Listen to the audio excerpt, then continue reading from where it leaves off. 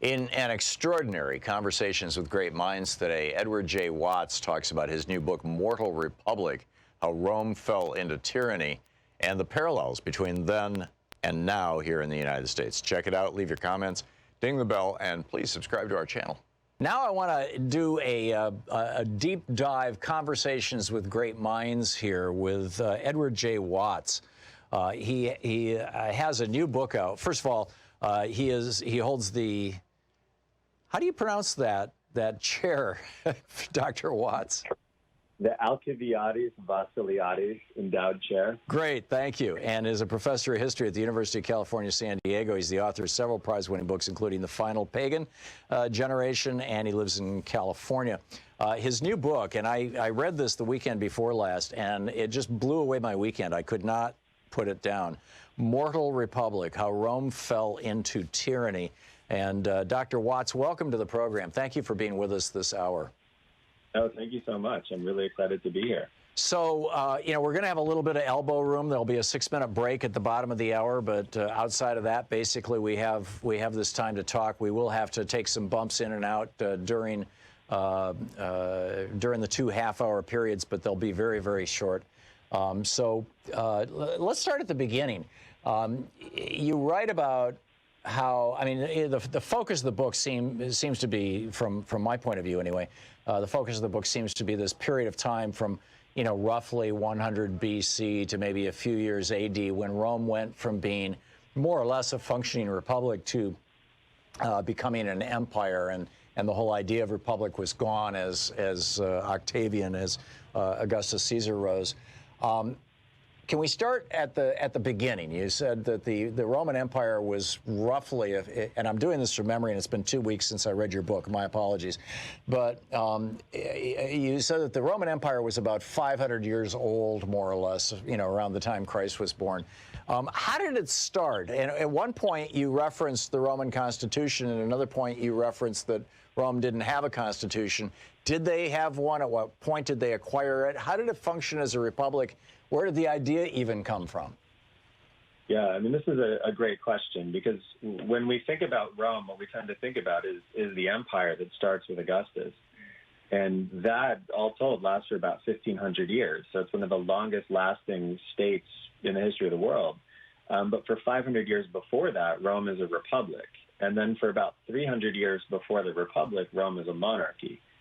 And so what the republic actually starts as is a reaction against Roman monarchy, where you have a group of basically influential aristocrats who decide that they want a representative democracy of a sort to replace a monarchy that had become a kind of uncontrolled absolute state. Was this in part motivated by their looking at the experience of the Greeks?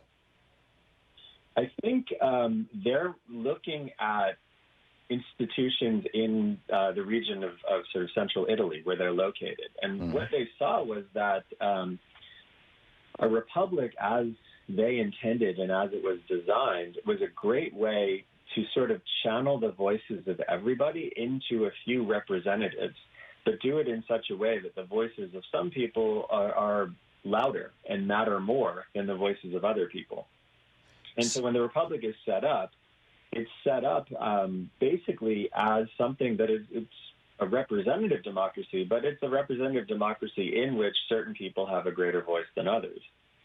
So and as you move across the history of this, that basic principle that everybody should have a voice, but the voice needs to be channeled through representatives, and certain people have more of a say in choosing those representatives, remains a feature of the Roman Republic from beginning to end. Now, there are people who make that argument about the United States today, that in a large way that, you know, well, I mean, you look at the Gillens and Page study from, I think it was Northwestern University or Columbia, I forget where it was done, but, you know, a couple 3 years ago or so, that just made headlines all over the world, that the top 10% of Americans, about 80% of the time, what they want legislatively is what actually gets passed in the United States. The bottom 90% of Americans, what they want legislatively is actually less likely than 50%, less likely than random chance to be enacted into law. So we have a republic here where we have this feeling that we are participating and that we're electing people, and yet there is a very definite power structure in place. Were the Romans trying to? I mean, are there parallels here, or was it, hey, we're gonna make it more representative to diminish the probability of revolt or revolution, and yet we're not going to make it entirely representative because we want to maintain our wealth and power? Yeah, I think that the path you see in the United States and the path you see in the Roman Republic are similar. When the United States started as a republic, the people who could vote were property-holding white men, more or less. And, of course, this was a structure that originally was designed to support massive slavery in the South. And in the Roman Republic, you start out also with a very narrow group of people who actually get to decide what's happening. But in Rome, as in the United States, more people get involved. More people get a voice as time passes. Now, Rome never gets to the point where it's including, say, the votes of slaves or even the votes of women. But the people who set this up initially, I think, would have been shocked to see who could vote and what kinds of power those votes generated as the Republic gets to its later stages. And so I think in both cases, what you have is a structure that's set up to be not particularly representative of everybody, representative of certainly less than 50% of the people living in the society. But as time passes, republics tend to get more and more representative if they stay stable. And in both the United States and in Rome, that's the path that you see followed. One of the things that I've found, I actually included a whole chapter about this in a book I wrote years ago called "What Would Jefferson Do?" based on kind of the founding principles, is that animals are small d democratic. That there was a study done in I think it was East Anglia University where they had a flock of red deer or a herd or whatever they're called on the university grounds, and they were trying to figure out how do they decide when to go to the water hole and when not to, because that's a major decision. The smaller or more fragile animals might starve or dehydrate if they don't go frequently enough, and on the other hand, others, and everybody assumed that there was like this lead animal that led people to the water holes.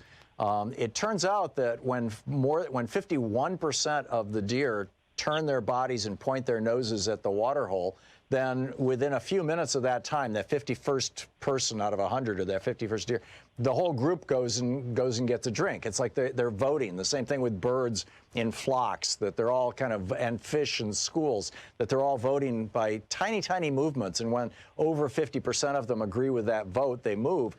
Like democracy is in our genes.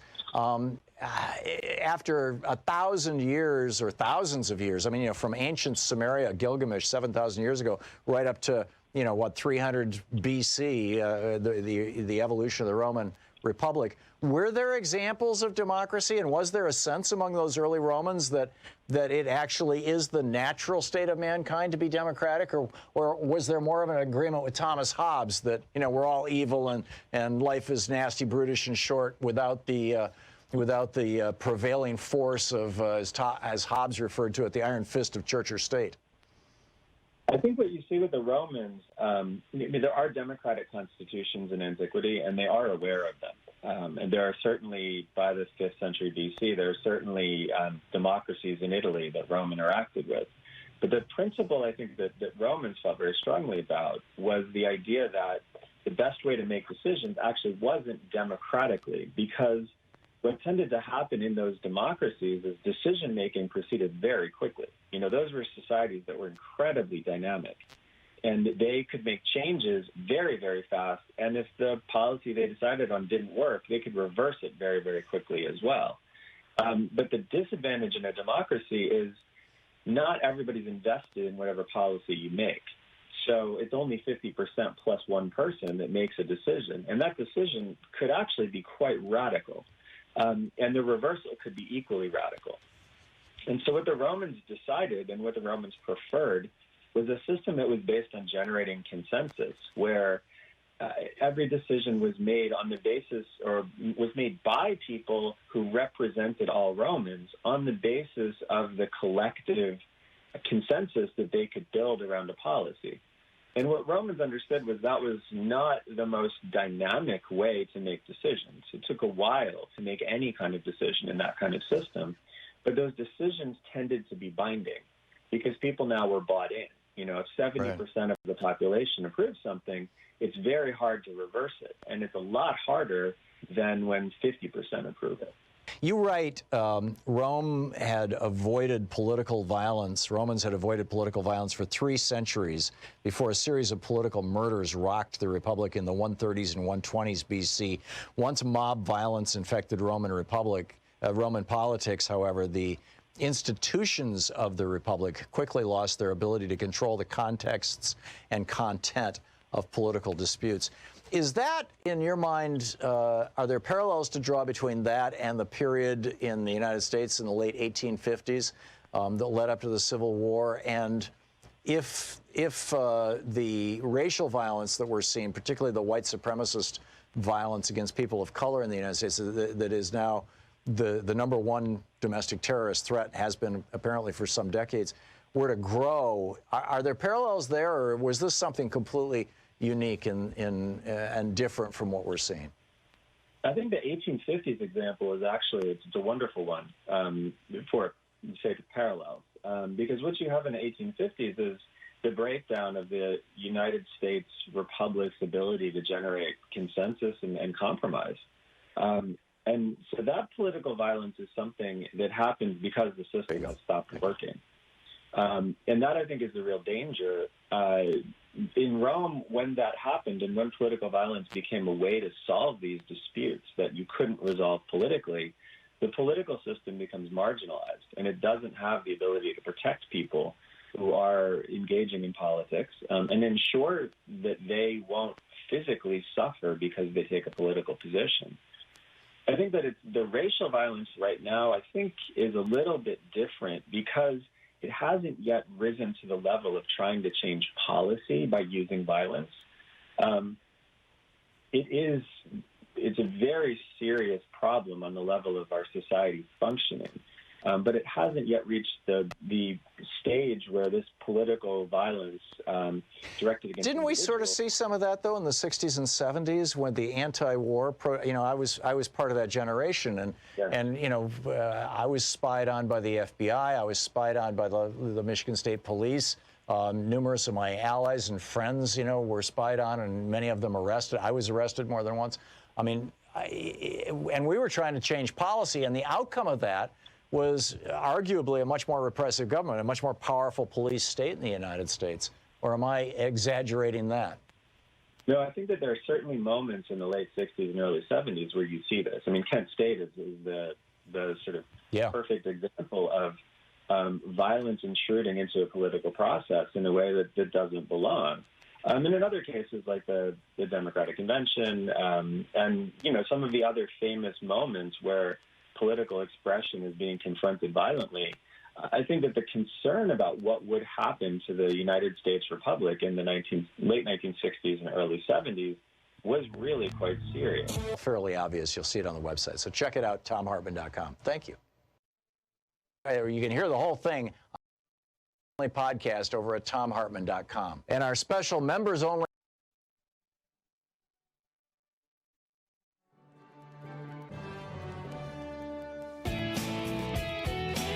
Watts, the author of Mortal Republic, How Rome Fell into Tyranny. And Dr. Watts, we were just talking about how political violence was the main thing that changed the nature of the Roman Republic around 100 BC. And I was wondering if there were parallels with the political violence we're seeing in the United States. Do you see other political parallels with political violence, like, the uprising in Turkey against Erdogan and then his crackdown, the protests against Duterte in the Philippines, that crackdown, Mohammed bin Salman in Saudi, of course, that's not a republic, but, his crucifying somebody for Easter. I mean, to what extent does political violence actually distort political processes in ways that we can learn from what happened in the Roman Republic? I think it's incredibly dangerous. I think that the trajectory or the path that you can see that Rome shows us is that political violence doesn't actually start with people killing each other in the streets or even hitting each other in the streets over political matters. it starts with a sort of violent rhetoric that becomes the way that politicians use threats and intimidation to get policies enacted. And so I think the path from a republic that functions as it's supposed to violent crackdowns like what you see Erdogan engaging in Turkey, it starts with the kind of violent rhetoric that we actually are seeing with some regularity now coming out of some of the Trump campaign rallies, like the rally a few days ago where people were talking about shooting immigrants, and he didn't argue against it. He seemed to condone it. He sort of smiles and makes only here in the panhandle of Florida. Exactly. Right. And once you start using that kind of rhetoric, that rhetoric starts you on the path to someone actually taking action.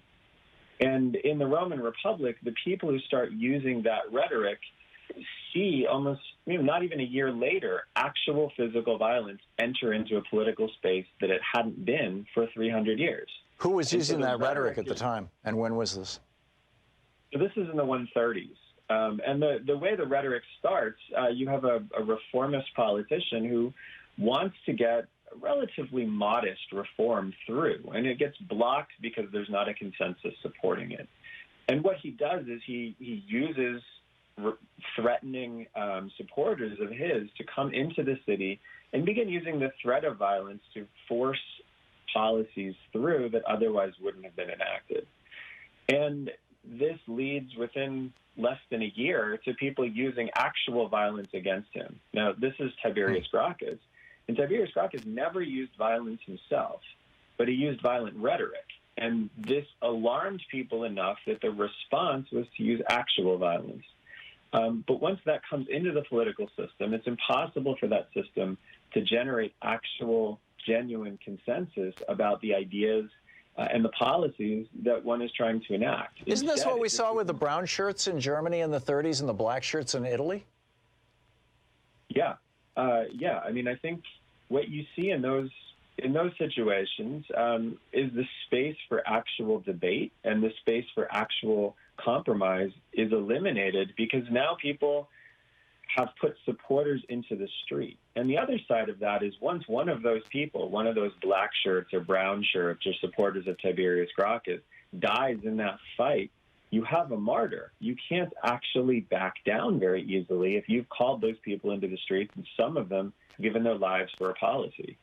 And so compromise becomes really difficult in a situation where you've asked somebody to die for a position that you now are going to bargain away. Dr. Watts, we talked about the early Roman Republic. We haven't yet really gotten into the death of Julius Caesar, the rise of the triumvirate, and then ultimately the rise of Octavian. Please correct my pronunciations.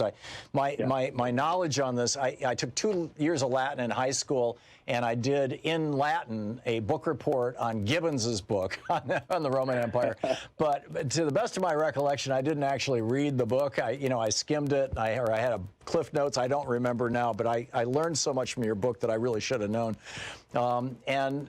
So can you encapsulate or summarize, fairly quickly for us how Rome went from being, you mentioned before, for 200 years you had basically a kingdom, then for about 300 years it became a republic, and then, more or less around the time of Christ, it ceased to be a republic, and how that happened, and if there are lessons for us today in that. Yeah. So basically, when we were talking in the last hour, we talked about how the rise of violence in political systems like a republic short circuits the basic way a republic is supposed to work. And what that means is, in terms of setting policy, the policies cannot be arrived at building towards compromise and consensus like a republic is designed to do. But eventually this seeps out so that it isn't just affecting policymaking, but it's affecting individual politicians. And so the politicians who are using violence or are trying to push policies through, they now are not protected by the republic either. So there's sort of two fundamental aspects of what a republic should do. One is it builds policies, that a lot of people support. But the other is if you are on the wrong side of a political decision, you don't lose anything. You don't die. You don't lose your property. The minority is protected, essentially. Exactly. And so you know what's at stake when you participate politically. You know, if you win, you get a policy enacted. If you lose, and you lose face, and maybe you don't get reelected, but you don't die. Right. And as you move into the last century of the Republic becomes increasingly unable to protect the lives of the people who lose in political conflicts, which means, frankly, you can't afford to lose.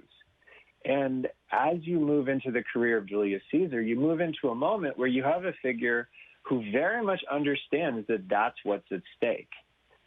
Caesar was very willing to do things that were unconventional or maybe unconstitutional in a sense to get policies enacted. But what Caesar also understood very deeply was that the Republic by the 50s BC didn't function and couldn't ensure that any deal that he made politically would actually be binding. And so Caesar, as you come to the moment where Caesar decides to launch the Civil War that will basically lead to the demise of the Republic, what you see is Caesar's negotiating with people in the Senate to try to come up with terms whereby he can come back to Rome and avoid conflict and avoid fighting a war. And he can't trust the Senate and his adversaries to follow through on any deal that they make. And so Caesar ultimately decides to invade Italy and start the civil war that ends the Republic because he can't trust that the Republic can make a deal that will be binding. And in the end, he can't trust that if he makes a deal with the Republic, he's not going to end up dead. And that is ultimately the failing of the Republic. You know, on a very basic level, it can't ensure that people engaging in politics can do that without dying. That's remarkable. So are there lessons for today in that, or are we nowhere near close to that sort of thing? I mean, that actually seems like the precursor to the American Civil War in some regards. Yeah. No, I think we're not there yet. But it's important, I think, to understand the path that one goes along to get to that point. Because initially, when a republic is functioning and generating consensus and fostering compromise, no one even thinks that there's any risk that you could die for behaving politically. Once you start injecting threats into this, you begin realizing that if you put a policy forward that somebody doesn't agree with, you might be threatened and you might get hurt. Eventually, those threats move to violence, and the violence moves to assassinations, and eventually the system can't protect anyone who's behaving politically, or can't guarantee that it will protect anyone who's behaving politically. And right now in the United States, we definitely are seeing threats. Trump has been doing this for about 3 years, where he's threatening opponents. Occasionally people get roughed up in his rallies. But we're not at assassination, at least the sort of sanctioned assassinations that you would see in the late stages of the Roman Republic. So we have seen assassinations. We've seen people killed in synagogues. We've seen people killed in mosques. We've seen people killed in churches, in the name of politics by people who are overtly Trump supporters. But none of them were politicians. They were killed because of their identity, not because of their political activity. That's a distinction?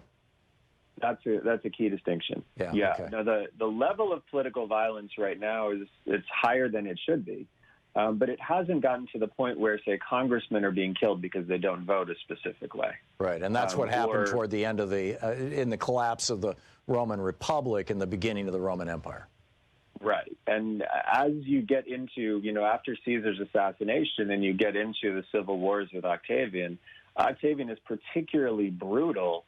Octavian and Mark Antony and Lepidus, the three people who are leading the attack on the last bastions of republicanism, they are particularly brutal in eliminating the people who oppose them.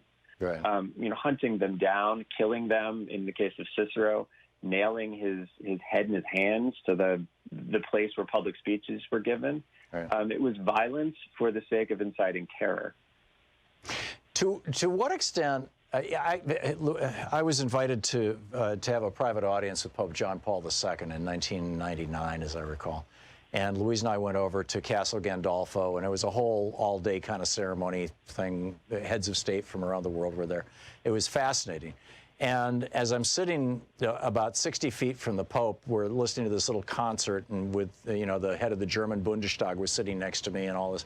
And I'm looking at the palace guard, the Swiss guard, and all the pomp and ceremony. It struck, and the Pope was sitting in this giant golden throne, and behind him, just at the edge of the building, and there was this maybe 12-foot tall statue of St. Peter holding a book in one hand and the keys to the kingdom of God in the other hand. And it struck me, the Roman Empire never went away. It just reincarnated as the Catholic Church.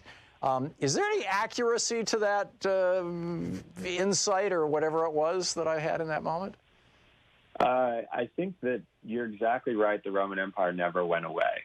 One of the projects I'm working on right now is this idea that the decline and fall of Rome is something that is persistent forever. It enters into how we think about politics now. And the Catholic Church is one of the groups or the entities that picked up the legacy of Rome. But you see this getting picked up whenever it's useful in all kinds of contexts.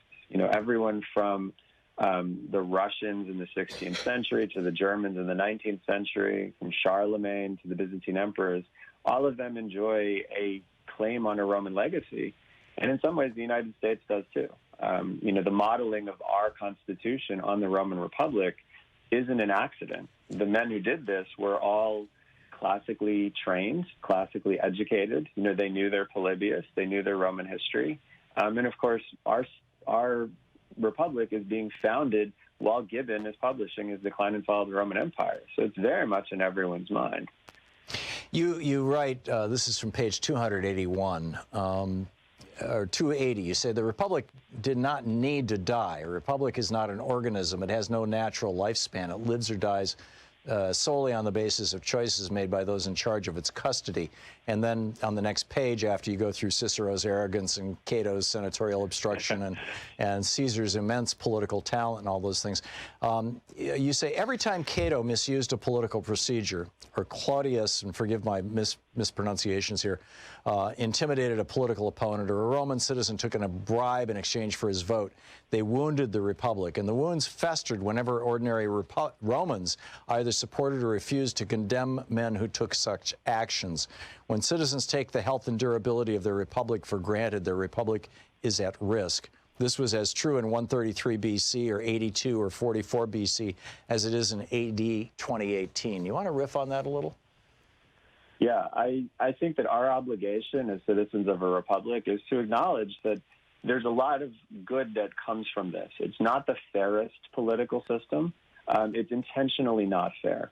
But on the other side of that, a republic that is dynamic, in which everyone is invested in its health, becomes more fair over time. And the decision that we have as citizens of a republic is, do we actually value the slow and steady process of regeneration and growth that a republic engages in? And if so, what we need to do is argue and fight for that republic. And sometimes that's going to mean that there's a policy that 70% of the population approves that we don't. But if that is a decision the republic makes, then we move on and we try to fight that fight again within the context of that republic at a later point when people have changed their opinions. And if we can't do that, and if we do engage in threats, and we do engage in intimidation, and we do block the institutional apparatuses of this republic from doing what it's supposed to do, we damage it. And so, our Constitution says Congress has an oversight responsibility. If that's blocked by a Republican president or a Democratic president, that's a problem. That damages the republic. And what we have not been doing recently is acknowledging that the republic needs to be protected. And if it's not protected, it won't be here forever. Something will replace it. Well, first of all, what motivated you to write this book at this time, particularly given that you, particularly toward the end of the book, indulged in a little bit of contemporary political observation and comparison? So I've been teaching Roman history for the better part of 20 years. And in that time, what I've seen is the interest in the parts of Roman history that most appeal to my students has changed dramatically. So when I started teaching, it was in the lead up to the Iraq War and the discussions of Rome and the Roman Empire and the fall of the Roman Empire as a paradigm for the United States. And what I noticed, starting about in 2012, was that students became a lot more interested, not in the empire, but in the Republic. And the Republic was always a moment of great personalities, but not great relevance to our students. But in the lead up to the 2016 election, and then especially after the election, students became very interested in how the Roman Republic fell, what kinds of things happened that brought that process about, and what that might mean as a tool for us to think about our contemporary reality. And so the book actually was designed to help my students and, in a general population, think about what's going on around us with more tools than we might normally think we have available to us. The 1930s are important to think about when we're considering what could happen now. But what's also important is looking at a republic that's old and lasts a long time and takes a long time to degenerate. And so I think Rome has some things that will be useful for us to keep in mind as we consider what's going on in the world around us. For example?